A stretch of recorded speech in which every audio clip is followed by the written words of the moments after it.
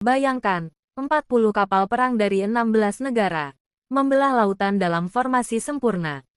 Deru mesin kapal, helikopter di udara, dan kamera menangkap momen langka yang tak sekadar latihan. Ini adalah pesan kepada dunia, bahwa NATO masih solid, kompak, dan siap tempur. Baltops, alias Baltic Operations, adalah latihan maritim tahunan yang digelar NATO sejak 1971. Tahun ini adalah yang ke-52 kalinya, dan diberi tajuk Baltops 25 karena berlangsung di tahun 2025. Wilayah latihan, Laut Baltik, lokasi yang sangat dekat dengan Rusia. Negara peserta, 16, termasuk Amerika Serikat, Inggris, Jerman, Swedia, Finlandia, dan negara-negara Baltik. Dan, menariknya, Finlandia dan Swedia kini sudah resmi masuk NATO. Ini bukan cuma soal manuver laut, tapi pengujian taktik anti kapal selam, pendaratan amfibi, perang elektronik, dan bahkan skenario konflik multidomain. Laut, udara, dan siber, semua dimainkan. Baltops 25 dibuka dengan yang disebut PHOTEX, Foto Exercise. Ini bukan sekadar foto cantik, tapi latihan presisi tingkat tinggi. 40 kapal dari berbagai negara berlayar dalam formasi ketat, sinkron, milimeter demi milimeter kapal destroyer AS berdampingan dengan fregat Swedia. Kapal perang Jerman bergandengan dengan frigat Prancis. Semua seperti orkestra militer laut, dengan pesan, kami satu, kami siap. Formasi ini memerlukan latihan bertahun-tahun.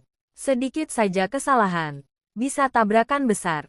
Tapi yang kita lihat, presisi nyaris sempurna. NATO ingin dunia, terutama Rusia, tahu bahwa armada mereka bukan main-main.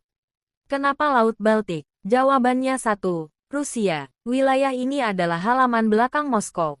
Dengan pangkalan militer Kaliningrad di tengah-tengahnya, Baltops bukan hanya latihan. Ini demonstrasi kekuatan. Dan tahun ini, pesertanya makin banyak, makin dekat ke Rusia. Masuknya Finlandia dan Swedia ke NATO menjepit Rusia dari utara. Sekarang, hampir seluruh garis pantai Laut Baltik dikuasai aliansi NATO. Kaliningrad, ibarat benteng Rusia yang dikepung dari segala arah. Rusia pun tak tinggal diam. Pesawat-pesawat tempur Su-27 mereka sudah terdeteksi memantau dari kejauhan. Kapal selam kelas Kilo, konon, juga diam-diam ikut, menonton, dari bawah permukaan. BALTOPS bukan cuma show of force, tapi juga lab uji teknologi militer terkini. Misalnya drone bawah laut otonom, diuji untuk mendeteksi ranjau. Joint Fires Network, sistem komando tembak lintas negara. Simulasi perang siber, untuk menguji ketahanan jaringan komunikasi. Jet tempur siluman F-35 dan ROV-30 pun melakukan misi pengintaian dan serangan simulatif. Semua ini untuk memastikan, jika konflik meletus, NATO tak hanya unggul jumlah, tapi juga unggul teknologi. Formasi ini memerlukan latihan bertahun-tahun. Sedikit saja kesalahan, bisa tabrakan besar. Tapi yang kita lihat, presisi nyaris sempurna. NATO ingin dunia, terutama Rusia, tahu bahwa armada mereka bukan main-main. Kenapa Laut Baltik? Jawabannya satu, Rusia. Wilayah ini adalah halaman belakang Moskow. Dengan pangkalan militer Kaliningrad di tengah-tengahnya, Baltops bukan hanya latihan. Ini demonstrasi kekuatan. Dan tahun ini, pesertanya makin banyak, makin dekat ke Rusia. Masuknya Finlandia dan Swedia ke NATO menjepit Rusia dari utara. Sekarang, hampir seluruh garis pantai Laut Baltik dikuasai aliansi NATO. Kaliningrad, ibarat benteng Rusia yang dikepung dari segala arah. Rusia pun tak tinggal diam. Pesawat-pesawat tempur Su-27 mereka sudah terdeteksi memantau dari kejauhan. Kapal selam kelas Kilo, konon, juga diam-diam ikut, menonton, dari bawah permukaan.